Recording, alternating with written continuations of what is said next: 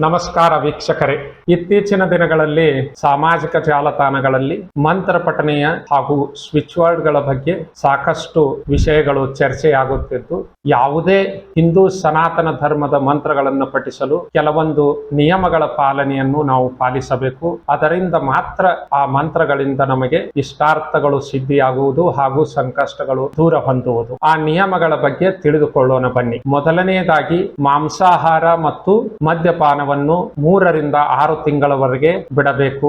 ಎರಡನೇದಾಗಿ ರೋಷ, ದ್ವೇಷ, ಹೊಟ್ಟೆ ಉರಿಗಳನ್ನ ಕಡಿಮೆ ಮಾಡಿಕೊಳ್ಳಬೇಕು. ಅದರ ಜೊತೆಗೆ ಮಿತವಾದ ಆಹಾರ ಮತ್ತು ಕಡಿಮೆ ಮಾತನಾಡಬೇಕು. ಅದೇ ರೀತಿ ಮಂತ್ರ ಪಠನೆಗೆ ಅತ್ಯುತ್ತಮವಾದ ಸಮಯ ನಸುಕಿನ ಜಾವ 4 ಗಂಟೆಯಿಂದ ಬೆಳಗ್ಗೆ 7 ಗಂಟೆಯವರೆಗೆ ಹಾಗೂ ಸಾಯಂಕಾಲ ಗೋಧೂಳಿ ಸಮಯವಾದ 5 ಗಂಟೆಯಿಂದ 7 ಗಂಟೆಯವರೆಗೂ ಮಂತ್ರಗಳನ್ನು ಪಠಿಸಬಹುದು. ಮಂತ್ರ ಪಠಿಸಲು ಸ್ಫಟಿಕ ಮಾಲೆಯನ್ನು ಉಪಯೋಗಿಸಬೇಕು ಹಾಗೂ ಎಲ್ಲ ಮಂತ್ರಗಳನ್ನು 108 ಬಾರಿ ಹಾಗೂ 508 ಬಾರಿ ಅಥವಾ 1008 ಬಾರಿ ಪಠಿಸಬೇಕು. ಮತ್ತು ಮಂತ್ರ ಪಠನೆಗಳನ್ನ ಪಠಿಸಲು ಒಂದೇ ಸ್ಥಳವನ್ನ ನಿಗದಿ ಮಾಡಿರಬೇಕು. ಅದರ ಜೊತೆಗೆ ಮಂತ್ರ ಪಠನೆಗೆಂದೇ ಒಂದು ಜೊತೆ ಬಟ್ಟೆಯನ್ನು ಇಟ್ಟಿರಬೇಕು. ಆ ಬಟ್ಟೆಯನ್ನು ಬೇರೆ ಯಾವುದೇ ಕೆಲಸದ ಸಮಯದಲ್ಲಿ ಧರಿಸಿರಬಾರದು. ಹಾಗೂ ಮಂತ್ರ ಪಠನೆಗೆ ಕುಳಿತುಕೊಳ್ಳುವಾಗ ನಾವು ಕಟ್ಟಿಗೆಯ ಮನೆಯ ಮೇಲೆ ಕುಳಿತುಕೊಳ್ಳಬೇಕು. ಹಾಗೂ ಆ ಕಟ್ಟಿಗೆಯ ಮನೆಯ ಮೇಲೆ ಕುಳಿತಾಗ ನಮ್ಮ ಶರೀರ ಹಾಗೂ ಬಟ್ಟೆ ಗೋಡೆ ಹಾಗೂ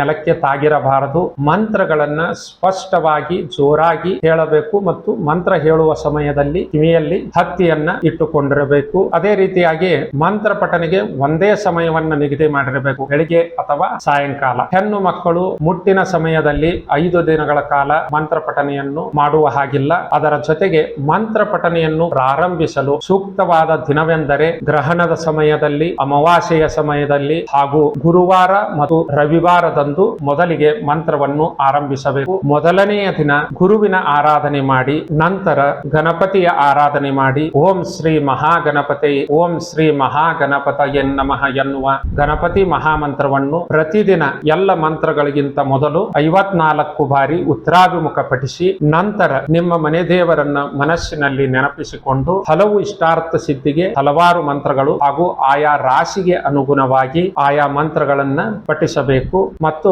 ಮಂತ್ರ ಪಠಿಸುವ ಸಮಯದಲ್ಲಿ ಒಂದು ಲೋಟದಲ್ಲಿ ನೀರನ್ನು ತುಂಬಿಕೊಂಡು ಇಟ್ಟುಕೊಂಡು ಮಂತ್ರ ಪಠಿಸುವುದರ ಮುಗಿದ ನಂತರ ಆ ನೀರನ್ನು ಕುಡಿಯಬೇಕು. ಈ ನಿಯಮಗಳ ಪಾಲನೆಯಿಂದ ನೀವು ಮಂತ್ರಗಳನ್ನು ಪಠಿಸಿದಾಗ ನಿಮ್ಮ ಎಲ್ಲ ಇಷ್ಟಾರ್ಥಗಳು ಸಿದ್ಧಿಯಾಗುತ್ತದೆ ಮತ್ತು ಸಂಕಷ್ಟಗಳು ದೂರವಾಗುತ್ತವೆ. ಮತ್ತು ಜಪಗಳಲ್ಲಿ 3 ವಿಧವಾದ ಜಪಗಳು, ಒಂದು ಉಪಾಂಶು ಜಪ, ಮಾನಸಾರ ಜಪ ಹಾಗೂ ವೈಖಾರಿ ಜಪ. ಕಲಿಯುಗದಲ್ಲಿ ನೀವು ವೈಖಾರಿ ಜಪಕ್ಕೆ ಹೆಚ್ಚಿನ ಪ್ರಾಧಾನ್ಯತೆ. ಉಪಾಂಶು ಎಂದರೆ ತುಟಿಗಳನ್ನು ಬಡೆದು ಹೇಳುವುದಕ್ಕೆ ಉಪಾಂಶು ಜಪ ಎನ್ನುವರು. ಮನಸ್ಸಿನಲ್ಲಿ ಮಾಡುವ ಜಪಕ್ಕೆ ಮಾನಸಾರ ಜಪ ಎನ್ನುವರು. ಜೋರಾಗಿ ಮಂತ್ರಗಳನ್ನು ಉಚ್ಚರಿಸಿ ಪಠಿಸುವುದಕ್ಕೆ ವೈಖಾರಿ ಜಪ ಎನ್ನುತ್ತಾರೆ. ಹಾಗೂ ಶ್ರೀಕೃಷ್ಣ ಪರಮಾತ್ಮ ಭಗವದ್ಗೀತೆಯಲ್ಲಿ ಯಜ್ಞಾನಾಂ ಜಪಯಜ್ಞೋಸ್ಮಿ ಎನ್ನುವ ಪದವನ್ನು ಬಳಸಿದ್ದಾರೆ. ಅದರ ಅರ್ಥ ಯಜ್ಞಗಳಲ್ಲಿ ನಾನು ಜಪದಲ್ಲಿ ಇರುತ್ತೇನೆ ಎಂದು. ಹೀಗಾಗಿ ಕಲಿಯುಗದಲ್ಲಿ ಜಪಕ್ಕೆ ಹೆಚ್ಚಿನ ಪ್ರಾಧಾನ್ಯತೆ ಹಾಗೂ ಜಪಗಳಿಂದ ನಮ್ಮ ಎಲ್ಲ ಮನೋಕಾಮನೆಗಳು ಈಡೇರುತ್ತವೆ.